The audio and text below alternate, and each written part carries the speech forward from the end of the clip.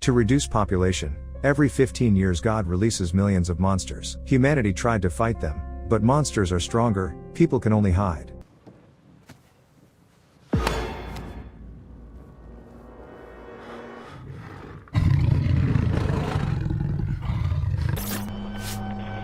The film begins with a story about the so-called First Judgment Day. Then, from the depths of the earth, from ordinary minds, hordes of monsters poured out. They killed millions of people, destroyed cities. A real war began with these monsters, and in the end, they were exterminated. On the site of the former wells, protective installations were built, gates, which are designed to protect people from repeated intrusions. 15 years have passed. The world was able to recover a bit from the experience. One of those who were lucky enough to survive is Laura. She works at the school. She has a persistent but unsuccessful male friend, Milton, whom she periodically refuses dates. Most likely, the reason for this is resentment towards her ex-husband, Dave.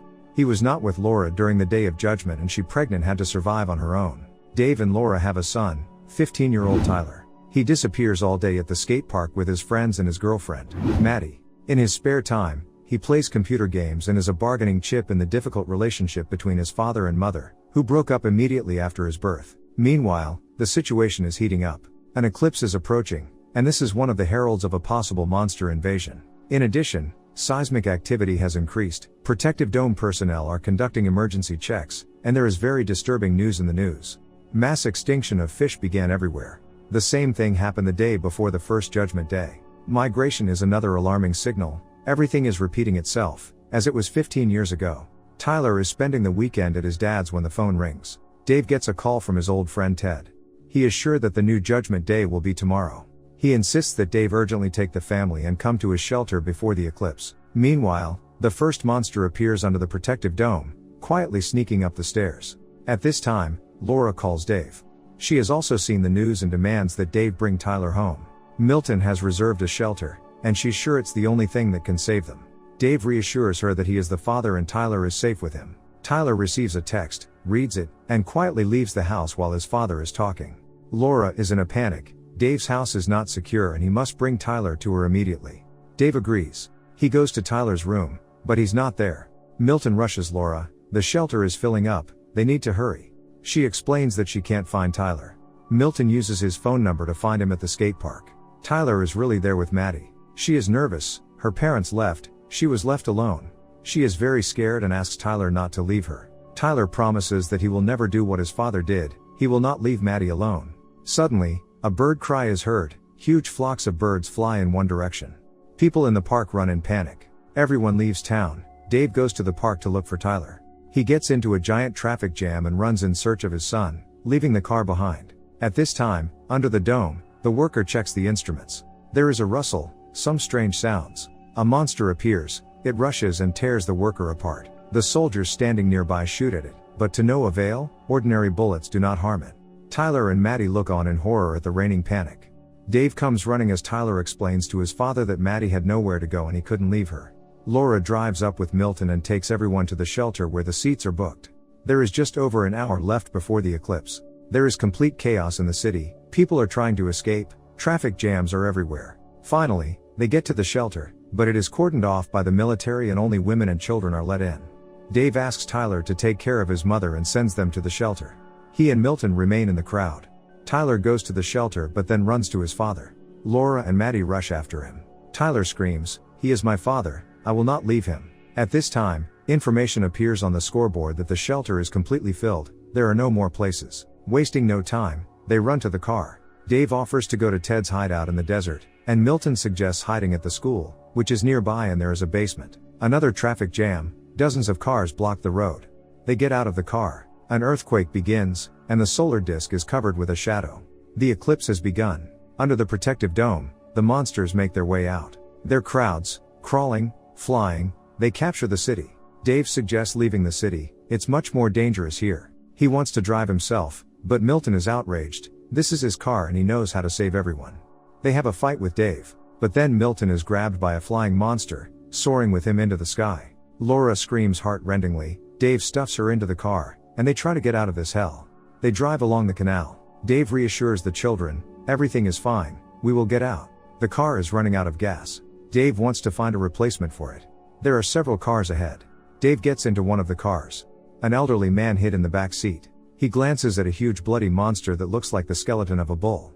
He is very close. The bull passes by the car without noticing them, and begins to chew on the lying body. Dave very quietly rolls the car back to Laura and the kids. Now both cars are standing side by side, but they need to somehow get over to a new one. Meanwhile, the bull noticed them. Then the man gets out of the car, sprinkles the bull with salt from the jar that he was holding in his hands. The bull stopped. The kids and Laura manage to run into Dave's car. Then the bull rushes at the man and tears him to shreds. But Dave manages to drive away from there. Hordes of monsters flock to the city from all sides. Dave is driving down an abandoned road in the mountains. They drive up to Ted's hideout. It is really sound and looks like a concrete bunker. There are cameras on the roof, but no one reacts when they knock. The doors are closed. Ted is sitting behind the monitor. A gun is put to his neck. Someone is standing behind. Monsters run in a herd along the mountain. They rush straight to the shelter. Dave grabs a tire iron in an attempt to protect the family, but at the last moment, the doors of the bunker open and they run into it. Dave happily hugs Ted. Besides him, his wife Stella is in the bunker, and a military man is sitting in the corner. Ted introduces him as his acquaintance, Corporal Garrett Jensen. The monitors show how the monsters are trying to smash the door. Everyone is tense, and Garrett keeps to himself. Maddie asks how the monsters feel them. Can they see through the walls? Garrett smirks. They react to light, heat, but I think they see our soul.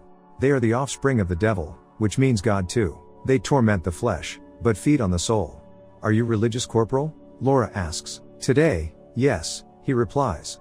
He says that on the first judgment day he worked at a refinery. When the monsters poured in there, he managed to dive into a pond of salty mud, where they were afraid to approach. He sat in the dirt and listened as the monsters destroyed 150 of his colleagues and friends. Garrett is very engrossed in his story and doesn't notice Ted signaling Dave to touch the knife. Dave understands and quietly takes the knife. That is why it is called Judgment Day, continues Garrett. The devil rules on this day. At this time, something that looks like a centipede crawls from the street into a small hole in the mesh covering the window. Garrett says he'll be on duty first. Ted invites them to stay as well and looks meaningfully at Dave. But then Garrett pulls the gun out of its holster, forcing Dave to put down the knife. Garrett explains that he tried to hide and found this hideout. Kind Stella let him in, although Ted was against it. He survived the first time and will survive now, no matter what the cost. Tyler throws himself at Garrett. He tries to take the gun from him, but Garrett throws him away. Dave comforts the corporal. At this moment, a centipede-like monster rushes out of the wall at Stella. Ted rips it off his wife's neck and pours salt on it. Dave grabs a gun from Garrett and shoots it. They tie up Garrett, try to stop Stella's blood. Then Dave sees help come for the monsters, a huge bull. He understands that they are doomed. They need to get out of the bunker. The bull is trying to kick down the doors. Ted doesn't want to go out. He says his wife won't survive outside. But Stella asks him to go with everyone. There is an underground passage under the bunker. It leads to the mountains. Garrett persuades him to take him with him. He has a car with a full tank and he can take everyone to the gate. There are bunkers and the creatures came out of there. They will not come back. They do not believe him, but he insists. He was just trying to survive and now it is beneficial for him to help them. They decide to go. Get us there and we'll forget about everything, Dave promises Garrett. They arm themselves. Ted has a whole arsenal of weapons. The bull breaks down the doors more and more insistently, but they manage to run out into the tunnel. They go to the car. Stella becomes ill. Dave and Laura begin to argue. She chides him that they could be in the shelter now. Tyler then spots a monster on the side of the road. It's dead. Maddie approaches it. Here, long tentacles of the monster protrude from a hole in the ground and twist around her legs, trying to drag her away. Maddie screams wildly. Tyler and Dave rescue her. Garrett offers his help and Dave cuts the ropes on his hands. They go to the top of the mountain. They see a devastated and burning city. They go down to the car, but it won't start. Monsters appear on top of the mountain and rush straight towards them.